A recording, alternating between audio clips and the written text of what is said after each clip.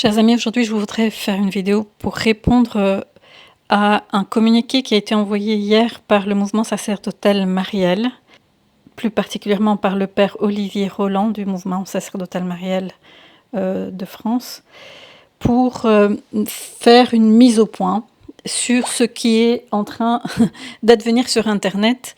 Et donc, évidemment, il vise toutes les vidéos et il essaye d'argumenter contre ce que j'ai fait comme travail, parce que j'ai dû diviser en deux les deux thèmes les plus importants pour argumenter, et la deuxième partie pour argumenter dans le côté canonique et législatif par rapport à l'Église. Or, la légitimité, je continue donc le texte de ce prêtre, père Olivier Roland. Donc, la légitimité d'un pape élu par son acceptation par toute l'Église, des évêques aux simples fidèles, est un élément important de la doctrine de l'Église, puisqu'il est chargé d'authentifier le magistère. Simon, j'ai prié pour toi, afin que ta foi ne défaille pas. Toi donc, quand tu seras revenu, affermis tes frères. Oui, la légitimité d'un pape est très importante. Est-il légitime ou pas? C'est ça la question, mes chers amis. Bien sûr que un pape, il faut lui obéir. Ça, c'est le dogme de l'infaillibilité pontificale. On est tout à fait d'accord. Et c'est pour ça que tous ceux qui se sont opposés à Jean-Paul II, à Benoît XVI et à tous les papes conciliaires sont dans l'erreur. Il faut obéir au pape, au véritable pape légitimement, canoniquement élu. Donc la question ici, c'est quelle est la légitimité de celui qui a pris maintenant la place de Pierre. Et c'est tout ça qui est important. Alors continuons de voir ce qu'il dit. Faute de cela, selon ses propres idées, plus ou moins éclairées, pourrait déclarer illégitime celui-ci ou encore cet autre. Eh ben oui, la légitimité dépend du droit canon qui régit l'Église. Le droit canon régit l'Église. Et Jean-Paul II a créé expressément une constitution apostolique pour régir l'élection d'un pape et la période de sede vacante. Ça s'appelle la Universi Dominis Gregis. Voilà, je vous lis une partie d'un texte dont la totalité sera donnée en lien par rapport à l'erreur véhiculée sur l'acceptation pacifique de l'Église universelle à l'élection d'un conclave. En fait, les cardinaux n'ont absolument aucune infaillibilité par eux-mêmes dans l'acte d'élection. Le conclave est infaillible si et seulement si les cardinaux respectent toutes les prescriptions de la constitution apostolique en vigueur au moment où ils font l'élection. C'est seulement cette dernière, la constitution apostolique en vigueur, qui est infaillible. Un conclave qui ne respecterait pas toutes les lois et règles de l'Église pour l'élection pontificale ne produirait certainement pas un pape légitime, c'est une évidence. Donc les cardinaux ne sont que les légats du pape pour l'élection du successeur. Ils sont infaillibles dans cette tâche qu'à la condition de respecter strictement la Constitution, cette dernière déclarant nulle de plein droit une élection faite en violation d'un ou plusieurs articles de celle-ci. Il y a l'exemple de plusieurs bulles, plusieurs papes, comme celle de Jules II ou de Paul IV, où on dit même si, par exemple, pour l'élection simoniaque, même si tous les cardinaux avaient été d'accord pour élire de façon simoniaque un pape, l'élection est nulle. Donc c'est même si tout le monde est d'accord à faire une fraude, l'élection est nulle. C'est pas parce que tous les cardinaux font tous ensemble et acceptent tous une fraude qu'on va accepter tous la fraude. Donc la constitution apostolique en vigueur, il y a aussi une condition impérative pour qu'un conclave soit régulier, c'est que le pape soit ou bien décédé, ou bien qu'il ait vraiment renoncé selon le droit. C'est le préambule obligatoire à avoir un vrai conclave légitime, avant toute autre chose.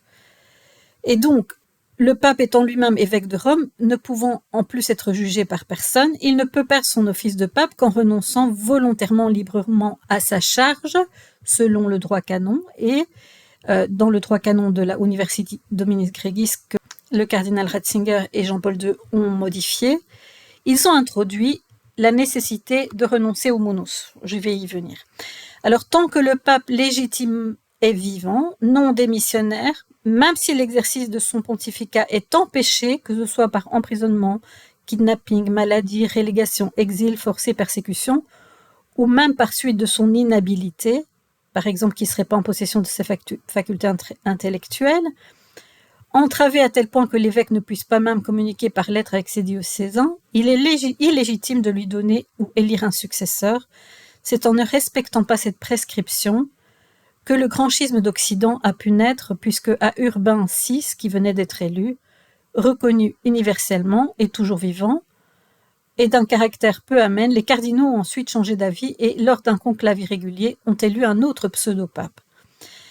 C'est donc de la grosse fraude que de venir nous affirmer et prétendre à une infaillibilité systématique des cardinaux lorsqu'ils élisent un pape, puisque le pape Jean-Paul II, dans sa Universi Dominis Gregis, stipule « Si l'élection était faite d'une manière différente de ce qui est prescrit dans la présente constitution, ou que les conditions fixées ici n'aient pas été observées, l'élection est par le fait même nulle et non avenue, sans qu'il y ait besoin d'aucune déclaration à ce sujet, et donc elle ne donne aucun droit à la personne élue. » Au paragraphe 3, il est aussi marqué dans la Universi Dominis Gregis « J'établis en outre que le collège des cardinaux ne peut en aucune façon prendre des dispositions sur les droits du siège apostolique et de l'Église romaine, et encore moins abandonner certains de ces droits, directement ou indirectement, même pour régler des dissensions ou pour poursuivre des actions perpétrées contre ces mêmes droits après la mort ou la démission valide du pontife. » qui fait référence au même canon 332, paragraphe 2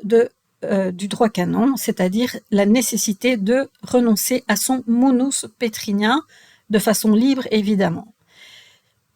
Tous les cardinaux doivent défendre soigneusement les droits, même s'ils veulent tous ensemble être d'accord pour dire « bon, écoutez, c'est pas grave, on va laisser le vrai pape là, on va en élire un autre », ils n'ont pas le droit, tant que la démission n'est pas valide canoniquement, ils n'ont pas le droit de faire un nouveau conclave.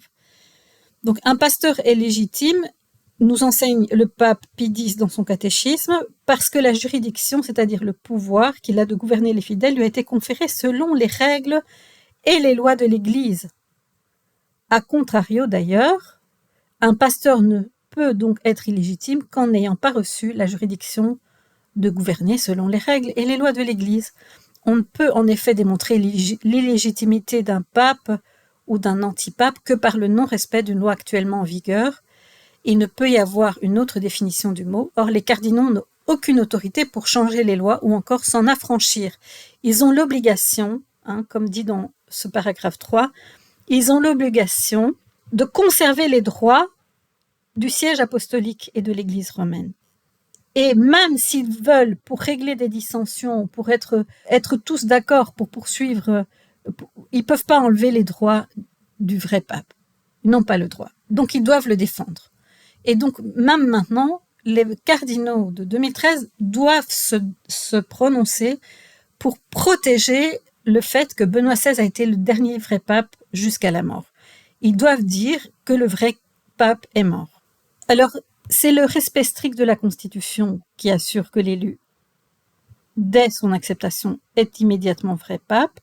Mais comment savoir si les cardinaux ont strictement respecté la Constitution apostolique, puisque le conclave est secret et que rien ne peut être révélé de son déroulement, selon un serment signé sous peine d'excommunication? Eh bien, c'est là qu'intervient l'acceptation pacifique universelle, c'est qu'on fait confiance aux cardinaux qui ont élu un pape, et que là, on doit accepter le pape qu'ils ont validement élu. Mais si nous voyons que la Constitution apostolique n'a pas été respectée, nous savons par ailleurs que la mafia de Saint-Gall s'est prononcée ouvertement pour dire qu'ils ont influencé un conclave, ils sont excommuniés. Bergoglio faisait partie des excommuniés, il ne peut pas être un pape valide puisque la Universi Dominis Gregis a été claire à ce sujet. Benoît XVI n'a pas renoncé son munus, c'est clair, on n'a pas besoin du secret du conclave, on a la déclaration qui est visible pour nous, sans qu'il y ait besoin d'aucune déclaration de qui que ce soit, nous savons que l'élection est nulle et invalide. Et nous, en sachant en plus tous les éléments du complot de l'AFM en 33 points, en ayant tous les éléments, après 10 ans d'hérésie, tous les éléments qui montrent que là, on est arrivé au troisième secret de Fatima, nous, les catholiques, nous avons le devoir de refuser d'obéir à cette fraude que tous les cardinaux sont en train d'accepter. même s'ils essayent de dire que pour la protection de l'Église, j'ai entendu plusieurs versions, oui, c'est que ce serait quand même un pire pour l'Église si on devait dire que en fait l'élection n'était pas valide, ce serait quand même pire pour l'Église. Vaut mieux qu'on l'accepte comme pape et hérétique et qu'on accepte ça. Non, parce que si vous acceptez un pape hérétique, vous êtes hérétique. Parce que Jésus a dit que les portes de l'enfer ne prévaudront pas. Donc, il n'y a jamais eu de vrai pape validement élu, légitimement élu, qui était hérétique. Donc, si vous voulez adhérer à un faux pape hérétique pour essayer de conserver la paix universelle, vous perdez votre âme et tout le troupeau. Donc, appel aux cardinaux, réveillez-vous, protégez les droits de l'Église, protégez les droits du troupeau du Seigneur et ne permettez pas que les voleurs soient appelés, que les imposteurs soient appelés des pasteurs. Personne ne choisit à titre individuel son pape, même si on peut avoir plus d'affinité pour tel ou tel. C'est pas du tout ça qui a été fait. Avant un conclave, l'Église est engagée dans un grand élan de prière pour que Dieu donne à l'Église le pape dont elle a besoin dans les circonstances actuelles. Remettre en cause celui-ci ou celui-là, c'est remettre en cause la volonté de Dieu. Quel orgueil et quelle folie. Alors il dit... c'est la liberté souveraine de Dieu, même des pontifes qui ont parfois provoqué dans l'Église des scandales ou par leur inconduite morale dans l'histoire bimillénaire de l'Église, ont probablement leur utilité dans le plan de Dieu pour révéler les souillures sur le vêtement de la Sainte Église, nos propres péchés et en vue de notre conversion. Oui, il y a eu des pontifes immoraux, mais il n'y a pas eu de pontifes hérétiques. Alors, il cite une phrase de saint Alphonse de Liguori qui, donc, en 1767, dit ceci: « Peu importe que dans les siècles passés, quelque pontife ait été élu de façon illégitime ou ait pris possession du pontificat par fraude, il suffit qu'il ait été accepté ensuite comme pape par toute l'Église, car de ce fait, il est devenu le vrai pontife. » Ici, on est en 1767, Alphonse de Liguori n'est pas encore au courant de la Universi Dominis Gregis de Jean-Paul II pour contrer justement la mafia de Saint-Gall. Et vous allez voir qu'il est mis des choses pour dire que si on se réunit en dehors d'un conclave pour influencer un conclave, la personne qui l'est élue l'est invalidement. Et vous voulez dire que Alphonse de Liguori, par une petite phrase en 1767, va invalider ce qu'un vrai pape, avec un vrai magistère qui est Jean-Paul II, va créer 200 ans ou 300 ans après.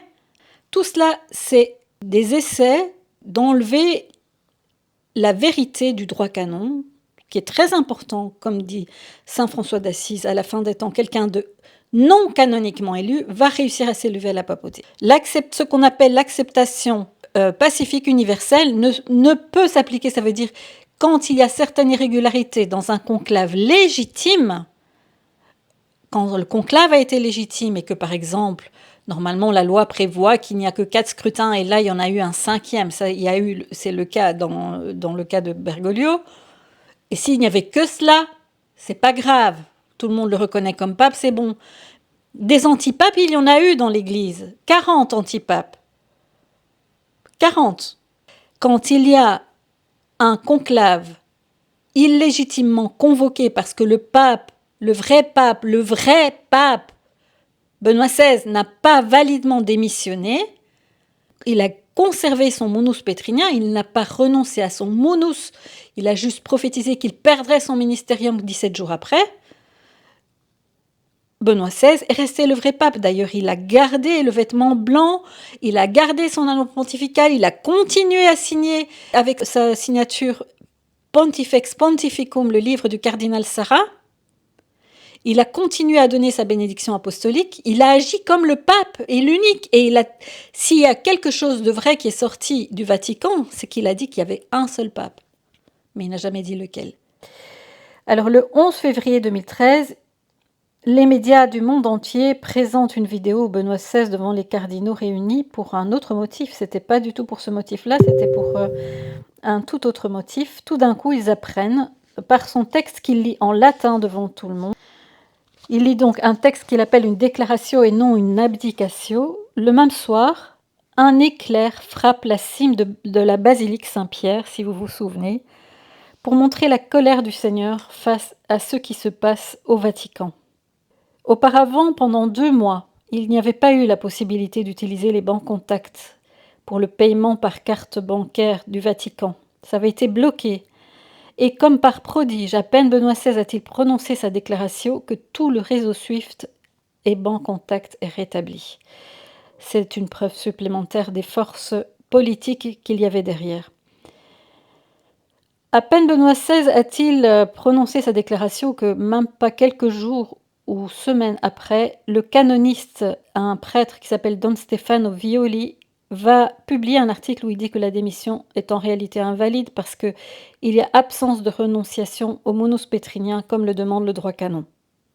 En 2015, le journaliste vaticaniste Antonio Socci, qui avait été très très proche de cette histoire parce que c'est un très très bon journaliste, je recommande à tout le monde de lire le livre qu'il a écrit en français, qui a été traduit en français, Le secret de Padre Pio. C'est lui qui avait publié 1 an avant que Benoît XVI ne démissionne. Il avait entendu au Vatican, Benoît XVI va démissionner parce qu'il a été menacé de mort, et il l'avait publié, d'ici 1 an, Benoît XVI démissionnera. Donc le journaliste Antonio Socci va là écrire un livre qui s'intitule Nonne Francesco, où il va montrer différents éléments déjà à sa connaissance. Et déjà à sa connaissance, en 2015, il prend l'article de Don Stefano Violi qui dit qu'il n'y a pas de renonciation au monus pétrinien et donc que cette renonciation n'est pas valide. Il va aussi faire état du fait qu'il y a énormément de fautes de latin dans la déclaration, alors qu'en droit canon, une seule faute de latin annule un texte législatif. Et il va aussi montrer le fait qu'il y avait des irrégularités dans le conclave lui-même qui a élu Bergoglio, et cela grâce à la biographie faite par Elisabetta Piqué, qui est une journaliste d'Argentine, à qui Bergoglio a confié qu'il avait été élu par 5 scrutins. Or, le droit canon n'en permet que 4. Donc déjà, c'est une irrégularité supplémentaire pour le faux conclave qui avait été invalidement convoqué. Antonio Socci faisait référence aux normes de la Universi Dominis Gregis de Jean-Paul II qui n'avaient pas été respectées et qui rendaient invalide le conclave. Il parle aussi dans son livre Nonne Francesco, donc qui veut tout dire, hein, ce n'est pas François, du fait qu'en fait, il a utilisé Bergoglio ce nom de François d'Assise pour se faire passer de façon manipulatoire comme un nouveau Saint François d'Assise, alors que François d'Assise est quelqu'un de tout à fait autre que Bergoglio, bien évidemment, que François d'Assise, quand il est parti en Terre Sainte, c'était pour évangéliser les musulmans et non pour dire nous avons le même Dieu et il n'y a pas besoin de vous convertir. Et il était prêt à mourir martyr pour essayer de convertir le responsable musulman d'Égypte. Le vaticaniste Antonio Socci connaît très bien le troisième secret, il a fait un livre sur le troisième secret. Alors en 2015, peu avant de mourir, donc peu de temps après ce livre d'Antonio Socci, on apprend à la télévision flamande cette fameuse interview fracassante du cardinal Danels. Donc ils expliquaient candidement que déjà en 2005, ils avaient essayé de faire élire Bergoglio, que cela n'avait pas réussi, et que maintenant, grâce à la providentielle démission de Benoît XVI, ils étaient enfin parvenus à leur rêve. Le génial pape qui allait tout changer était enfin là sous leurs yeux. Alors en 2017, on découvre que les 700 emails de John Podesta, dans un de ces emails, on a vu qu'il disait qu'il voulait virer celui qui fait la dictature du Moyen-Âge, comme il l'appelait, et qu'ils allaient mettre pour cela un des leurs dans l'Église, que la meilleure façon de changer l'Église, c'était d'y mettre un des leurs. Entre parenthèses, j'avais lu quelque part, et je ne sais plus trouver cette source, que lorsque le prêtre Bergoglio avait été mis de côté par le supérieur des Jésuites pendant un temps en Allemagne, il avait rencontré pendant ce temps-là en Allemagne le responsable actuel du Forum économique mondial. Donc ça remonte à très très loin, le plan de mettre cet homme-là, et que quand il était revenu d'Allemagne, il avait dit à un des autres prêtres en Argentine « Je serai pape ». Alors, plusieurs évêques se prononcent pour dire qu'il a eu des pressions et des menaces, il y a eu des menaces de mort sur Benoît XVI. Ça, c'est entre 2015 et 2017. Il y a Monseigneur Luigi Negri de Ferrara qui dit Monseigneur Lenga de Kazakhstan et Monseigneur Gracida du Texas font savoir qu'il y a eu des menaces de mort. Ils ont la certitude aussi que ce conclave est invalide. En 2016, il y a Don Minutella qui se prononce ouvertement et qui est rapidement excommunié 2 fois, mais plusieurs prêtres vont le suivre et qui vont être aussi, eux, excommuniés. Et Don Minutella a un don particulier pour dénoncer ce qui se passe dans l'Église en ce moment. Il vient ensuite sur un argument que j'ai déjà démonté dans plusieurs autres vidéos. Pour revenir à notre point de départ, je citerai ici quelques paroles du pape Benoît lui-même après sa renonciation. La légitimité d'un pape est un fait dogmatique obligatoire à obtenir sous peine de ne plus être en pleine communion avec l'Église, avait rappelé lui-même le cardinal Ratzinger. Dans un entretien au journal vaticaniste La Stampa, Benoît XVI a affirmé, donc ça il l'a dit, le cardinal en tant que cardinal, hein, la légitimité d'un pape est un fait dogmatique. Ça il l'a dit en tant que cardinal.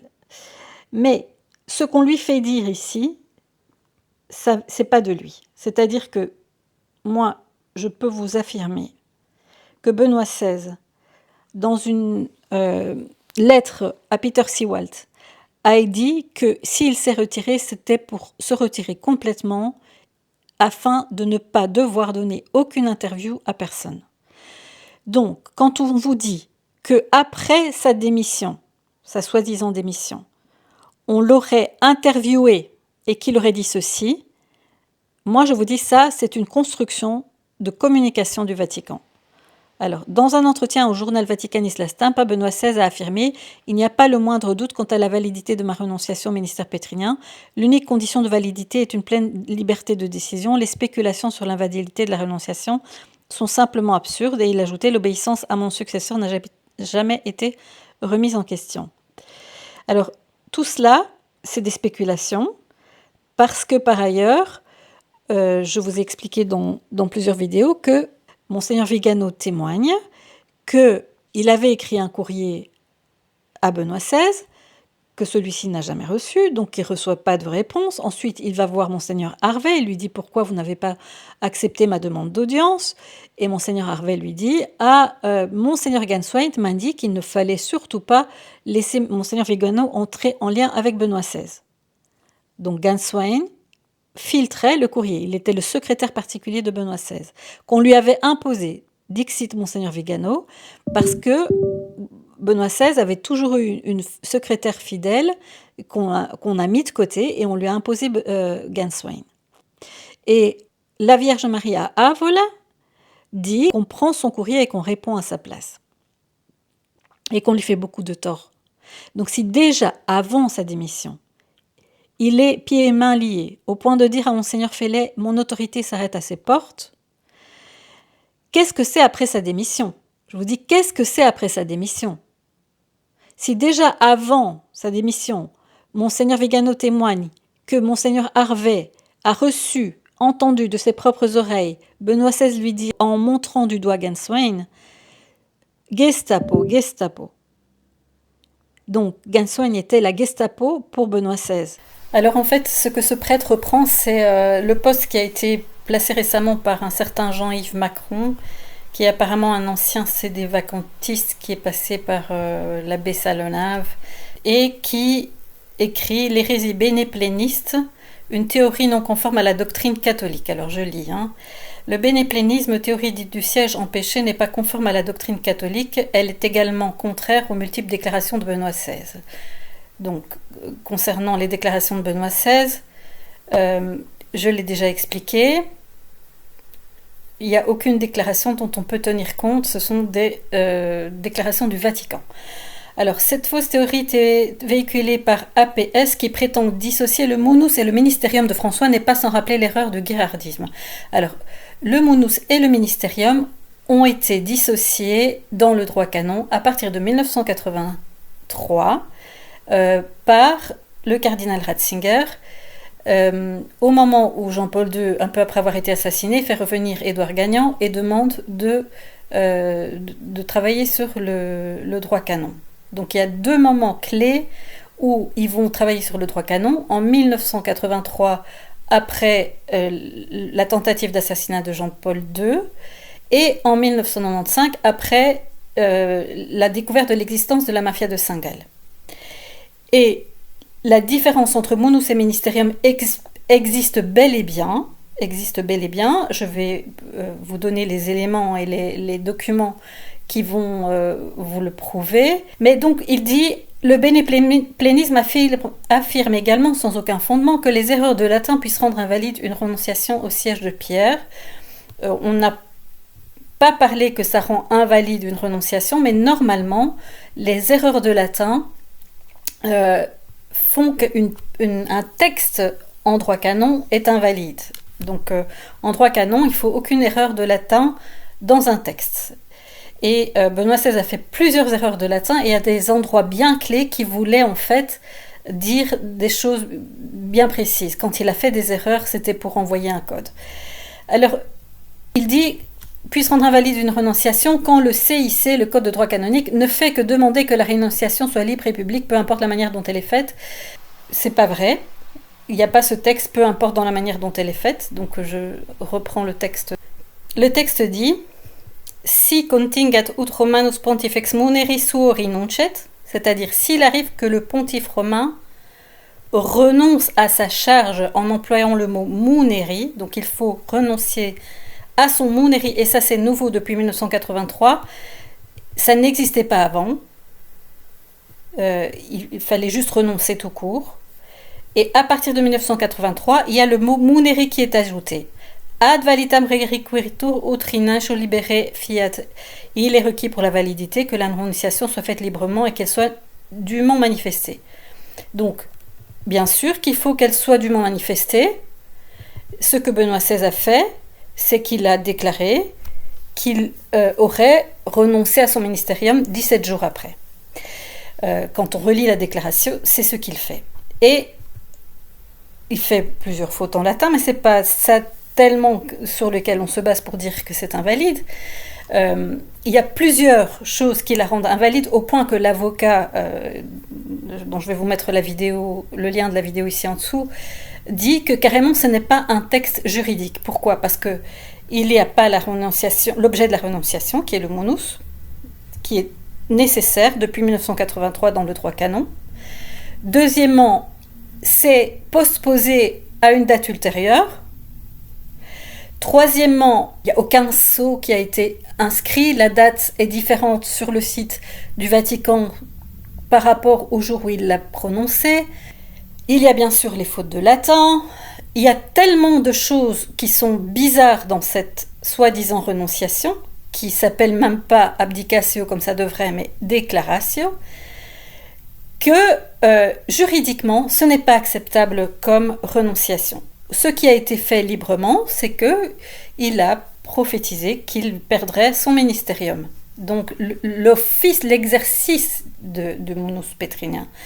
Et la seule possibilité de scinder le munus et le ministérium, c'est dans le siège empêché. Donc ça, c'est Andrea Ciolci qui est le seul qui a compris ce qui avait été fait véritablement. C'était une sorte de prophétie autoréalisatrice qui n'était pas un acte d'abdication, mais qui était de dire d'ici 17 jours, à l'heure vicesima, c'est-à-dire le 1er mars, j'aurai perdu mon ministérium parce que à cette heure-là, justement, le conclave aura été convoqué, me mettant en siège empêché. C'est une petite astuce qu'a mis en place Benoît XVI pour tendre un piège à ses ennemis, de façon qu'ils fassent ce qu'il voulait faire, puisqu'il voulait le virer et le mettre de côté, mais lui, tout en étant emprisonné et en siège empêché, il ne pouvait pas parler, et il le dit à Peter Sewald, je me suis retiré de façon à n'avoir aucune interview, il ne voulait pas parler et il ne pouvait pas parler, et tout ce qui a été fait comme communiqué par le Vatican ne sont pas des vrais communiqués, parce que c'est des inventions pures et simples. Je veux dire, Benoît XVI n'a pas eu d'interview, on a communiqué à sa place, on a prononcé des choses à sa place. Alors, le code de droit canon, non, la Constitution apostolique Universi Dominis Gregis, qui régit l'élection d'un pape et la vacance du siège, etc., dit que si l'élection était faite d'une manière différente de ce qui est prescrit dans la présente Constitution, ou que les conditions fixées n'aient pas été observées, l'élection par le fait même est nulle et non avenue, sans qu'il y ait besoin d'aucune déclaration à ce sujet, d'aucun cardinal. Et donc elle ne donne aucun droit à la personne élue. Et je déclare que les dispositions concernant tout ce qui précède l'élection du pontife romain et son déroulement doivent être observées de manière intégrale, même si la vacance du siège apostolique devait se produire par renonciation du souverain pontife, selon la norme du canon 332. Et le canon 332, je viens de vous le lire. Donc, il y a deux choses. Il faut que le canon 332 soit respecté et le munus n'a pas été prononcé. Si on lit la déclaration, quand il parle, il dit ceci: Declaro me ministerio episcopi Romae commissori nuntiae. Donc je déclare que le ministère que j'ai reçu des cardinaux, des mains des cardinaux, le 19 avril, j'y renonce. Alors, ce qui est reçu des mains des cardinaux, c'est le ministérium, tandis que le munus vient de Dieu directement. Donc lui, il renonce, il déclare qu'il renonce au ministérium au jour du 28 février. Donc, cette déclaration, d'abord, n'est qu'une déclaration. Elle est faite avec une distance de 17 jours. Donc, dans 17 jours, j'aurais perdu... ça ne peut pas se faire comme ça. Un acte juridique ne se fait pas comme ça. Alors, il continue en disant la déclaration de Benoît XVI du 11 février est certes un document de renonciation, mais la simple attitude de Benoît XVI le jour même de la renonciation, durant laquelle il affirme jusqu'à 20h le soir, il affirma qu'à 20h le soir il ne serait plus pape, était en soi une renonciation valide. C'est faux. De nouveau, il a dit à 20h le soir, là maintenant je le suis, après je ne le suis plus. Comme dit l'avocat, il dit quand on renonce à quelque chose dans un acte juridique, c'est pas dire tout à l'heure je le serai plus. C'est j'ai renoncé aujourd'hui et il doit dire l'objet de sa renonciation. C'est très important. Un acte juridique de cette portée-là, c'est pas n'importe quoi. Hein, on joue pas avec l'Église. Benoît XVI ne pourrait pas avoir fait, s'il avait vraiment voulu renoncer, un truc à moitié fait. Il n'aurait pas pu faire comme il l'a fait. Et en plus, il ne serait pas resté au Vatican habillé en blanc, il n'aurait pas continué à signer de sa signature Pontifex Pontificum, même le livre qu'il écrit avec le cardinal Sarah, il n'aurait pas continué à donner sa bénédiction apostolique aux fidèles qui lui écrivaient. Donc, Benoît XVI s'est comporté comme étant toujours le pape, mais en péché. Il ne pouvait plus parler, il n'a pas parlé et il n'a fait aucune déclaration. Mais il a fait en sorte de tendre un piège à ceux qui voulaient l'éjecter, qui l'ont menacé de mort, de façon qu'ils élisent, qu'ils fassent leur conclave et qu'ils élisent un antipape et qu'une fausse église se crée et que lui gardait le munus pétrinien pour la véritable église. Et la Vierge, parle à l'avance et elle dit préparez-vous à suivre ceux qui seront fidèles au pape Benoît XVI. Alors il dit, du reste, si sa renonciation était fausse, il devrait y avoir eu des évêques qui continuent à reconnaître Benoît XVI et à ouvertement refuser François en vertu de l'assistance divine à l'Église universelle représentée par l'ordre de l'ensemble des évêques. Eh bien, il y en a 3 qui ont refusé François et ils ont été virés. Or, puisqu'aucun ne l'a fait en 2013, alors pourquoi il faut l'avoir fait en 2013 ? En 2013, il y a quelqu'un qui parle, c'est même en février 2013, c'est Don Stefano Violi qui est canoniste. Alors ensuite il dit, le pape annonce sa renonciation, il répète qu'à partir de 20h ce soir il ne sera plus le souverain pontife, ça c'est le jour J. Ces déclarations suffiraient à elles seules pour réfuter le nouveau schisme, vous savez que cette journée pour moi est différente. Jusqu'à 20h ce soir je le suis encore mais après je ne le serai plus. Ça c'est pas un acte d'abdication, je suis désolée, c'est pas un acte juridique. Quand il parle, il doit dire « En ce moment, maintenant, je renonce à mon munus ». C'est ça qu'il doit faire. Maintenant, aujourd'hui, je déclare que je renonce à mon munus. Ce n'est pas à 20h tout à l'heure. Ça ne doit pas être reporté. Et il faut ajouter que le 28 février, quand il parle dans son dernier discours, il dit explicitement « Le toujours est aussi un pour toujours. Il n'y a plus de retour dans le privé. Ma décision de renoncer à l'exercice actif du ministère ne supprime pas cela. » Dans cette phrase, il veut dire qu'il garde toujours le munus et qu'il a dit qu'il n'est pas pour toujours, en fait. Je ne retourne pas à la vie privée, à une vie de voyage, de rencontre, de réception. Je n'abandonne pas la croix. Je reste de façon nouvelle près du Seigneur crucifié. Je ne porte plus le pouvoir du ministérium pour le gouvernement de l'Église, mais dans le service de la prière, je reste pour ainsi dire dans l'enceinte de Pierre. Saint Benoît, dont je porte le nom comme pape, me sera un grand exemple. Alors vous voyez, il ne met pas cette phrase, comment il s'appelle, Jean-Yves Macron ici, la phrase du « toujours et pour toujours, je reste dans l'enceinte de Pierre » dans le salut aux fidèles du diocèse d'Albano.